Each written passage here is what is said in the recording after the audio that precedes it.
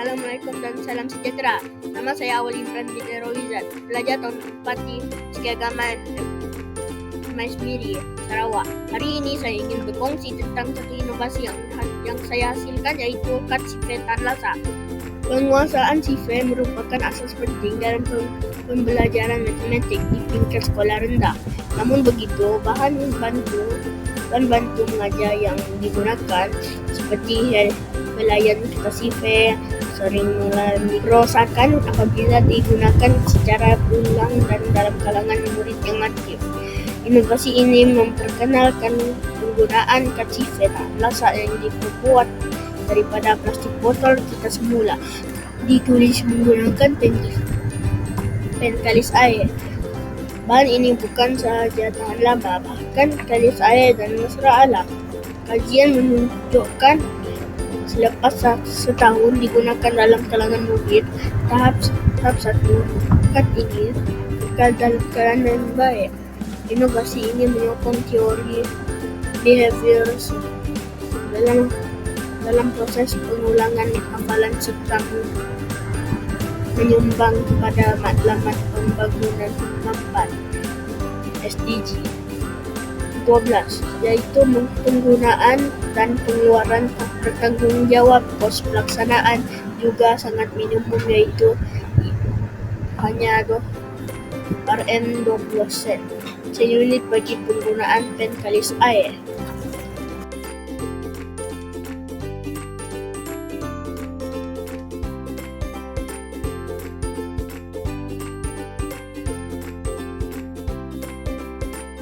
Masalah yang dihadapi bermula di tahun 2. Cikgu sering memberi sifar dalam bentuk kertas. Kertas itu memang berguna untuk hafal sifar, tapi kami murid kadang-kadang lasa bila lipat-lipat atau tertumpah air.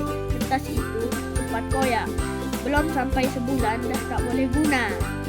Cikgu pula kena cetak banyak kali. Kos pun bertambah. Jadi saya pula terfikir, macam mana nak buat sifar yang tahan kos.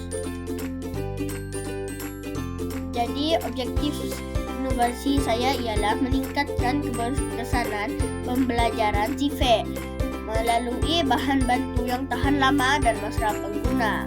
Jadi ini adalah matlamat saya. 1. Supaya murid mudah dan seronok menghafal sifar. 2. Supaya kita mengguna bahan-bahan yang terpakai dan menjaga alam sekitar. 3. Supaya guru dapat menjimatkan kos. Carta alih inovasi. Saya tengok ada banyak botol plastik dibuang di rumah atau di sekolah. Jadi saya ambil botol plastik yang besar, potong jadi bentuk kad dan tulis sifar guna pen kalis air. Kad ini saya telah membuat masa di tahun 2. Masih boleh digunakan. Mula-mula sediakan gunting, penobok lubang, wayar, botol dan pen kalis air. Mula-mula guntingkan botol menjadi kad.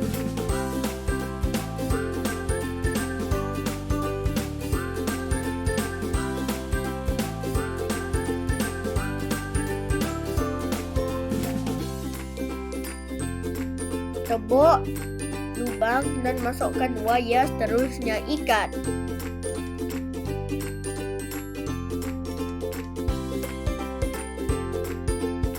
Tulislah sifar.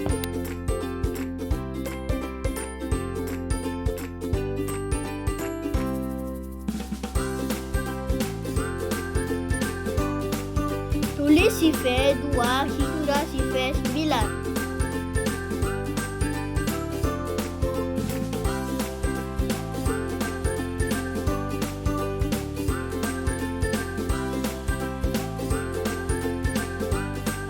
Kad ini saya panggil kad sifar tahan lasa. Ia tahan koyak, tahan air, boleh diguna ulang kali dan mudah disimpan dalam beg dan kosnya hanya 20 sen. Jom uji ketahanan kad sifar saya. Kalis air kan? tulisan tidak luntur dan tahan lasa. Sambil menunggu ibu bapa ambil dari sekolah, pun boleh membaca CV. Saya gunakan ini untuk kempen menghafal CV pada bulan April dan Mei lepas. Inovasi ini juga sesuai dengan teori behaviorism, yaitu kita belajar lebih baik bila kita buat latihan berulang kali. Dengan tahan lama ini, murid boleh ulang hafal CV tanpa risaukan rosak. Ia juga menyokong SDG 12, yaitu maklumat dunia untuk mengurangkan pembaziran dan menggunakan semula bahan sekitar. Jadi kita belajar sambil menyelamatkan alam sekitar. Kesan kepada saya, lebih mudah ingat CV, lebih suka belajar matematik, kad tak koyak walaupun kena air atau jatuh, kad boleh dikongsi dengan adik atau rakan lain. Cikgu pun gembira, tak perlu fotostat banyak kali.